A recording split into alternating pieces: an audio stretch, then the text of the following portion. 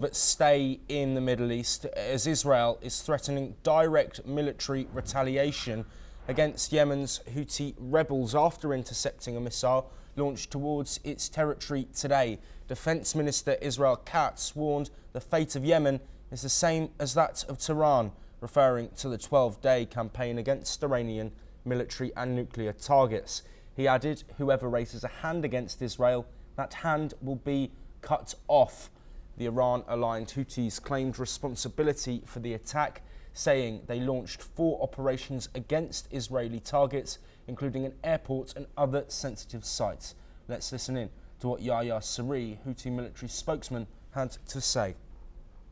نفذت القوة الصاروخية في القوات المسلحة اليمنية عملية عسكرية نوعية استهدفت مطار اللد في منطقة يافا المحتلة، وذلك بصاروخ باليستي فرط صوتي نوع فلسطين 2، وقد حققت العملية هدفها بنجاح بفضل الله، وتسببت في هروب الملايين من الصهاينة الغاصبين إلى الملاجئ وتوقف حركة المطار. ونفذ سلاح الجو المسير في القوات المسلحة اليمنية 3 عمليات عسكرية استهدفت 3 أهداف حساسة تابعة للعدو الإسرائيلي في مناطق يافا وعسقلان وأم الرشراش في فلسطين المحتلة، وذلك ب3 طائرات مسيرة. While Israel says it may impose a naval and air blockade on Yemen if Houthi attacks persist. Since the start of the Gaza war in October, the Houthis have fired dozens of missiles and drones towards Israel and Red Sea shipping routes, most intercepted or falling short. Israel has responded with limited airstrikes, but Katz's statement signals possible escalation. US Ambassador to Israel Mike Huckabee confirmed being in a shelter during the launch, posting on X, maybe those B-2 bombers need to visit Yemen. Those US bombers were used in last month's joint US-Israel strikes on Iran's nuclear sites. This latest flare-up highlights how the Gaza war is continuing to fuel wider regional conflict, drawing in Iran, its proxies and US military support. Well, once again with us, Dr. Wael Awad, thank you for staying around.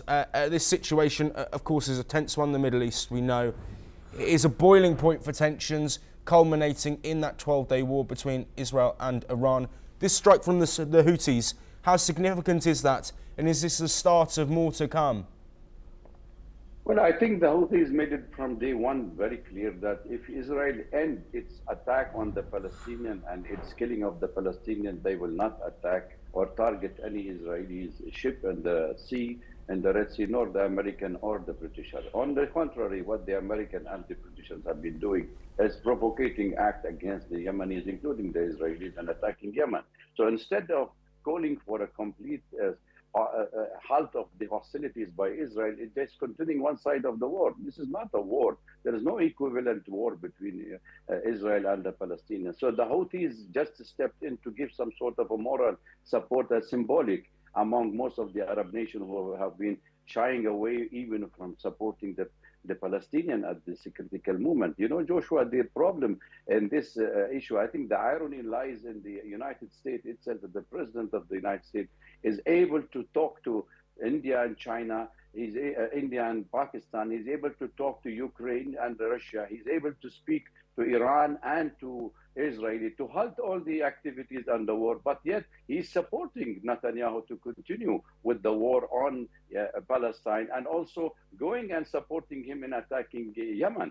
That is the way how we see a president of the United States who is leading the supreme powers in the world that is doing only what the Israelis want. What exactly Netanyahu is doing is just wanted to survive his political career by continuing war on the region. We are not living happily. If tomorrow he have the ceasefire in Gaza, he will definitely change his guard toward Lebanon. He will also attack on Yemen, because the main objective for Israelis, the current government led by Netanyahu, is to ensure that more, grabbing of lands of Syria. He has already occupied 65 kilometers deep inside Syria. He's already aiming at the Litani rivers in Lebanon. So he wanted to push the Lebanese out of those villages in the southern part of Lebanon, because This is the main objective. And I think that mass deceptions of the public should change. And we can see the changes in the world, that we should have a sort of,